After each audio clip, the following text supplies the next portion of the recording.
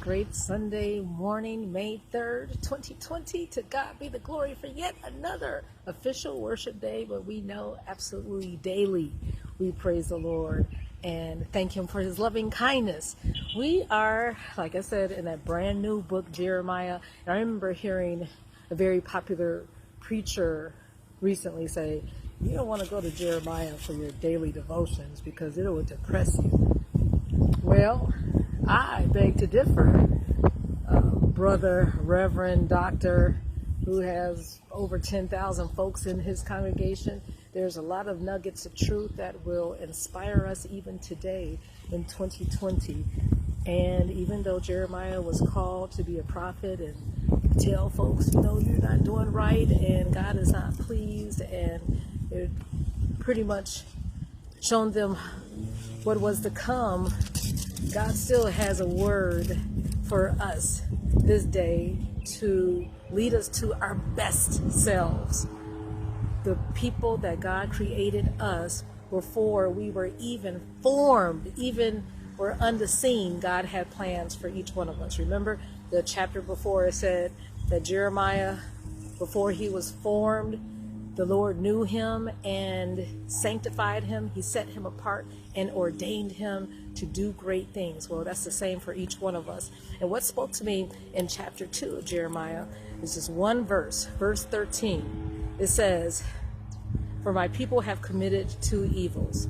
They have forsaken me, the fountain of living waters, and they built their own cisterns, broken sources that can hold no water." How many of us are building broken cisterns with, we hope that this is going to, make us have sustenance and longevity and keep our families safe, especially during this pandemic. You see a lot of people wearing these, oh my goodness, from head to toe, these contraptions to protect. Listen, God will protect His people. He will give us wisdom. He will show us, even if we have a little small measly mask with gloves.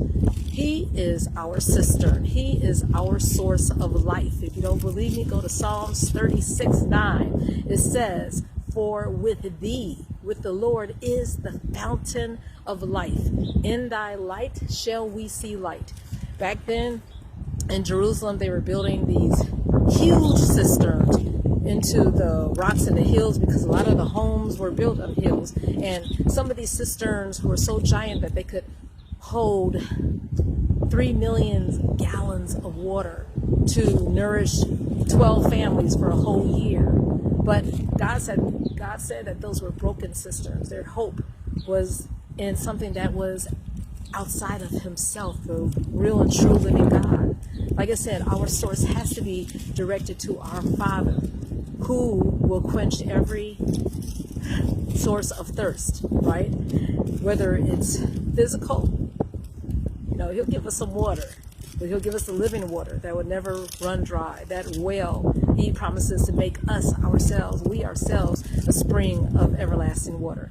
And we know that is that Psalm 63 where it says, "My soul thirsts in a dry and thirsty, in a weary land where there is no water." Yes, Psalm 63, "For my flesh longeth for thee where no water is, to see thy power and thy glory, so as I have seen in thy sanctuary." This sanctuary, because God's loving kindness is better than life, our lips will praise thee this Sunday and forevermore. We will bless thee while we live, while we have oxygen.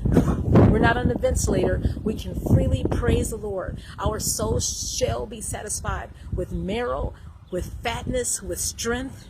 With our mouth shall we praise thee. We will remember wherever we are. So God has been so good to us. We will not be afraid what we hear.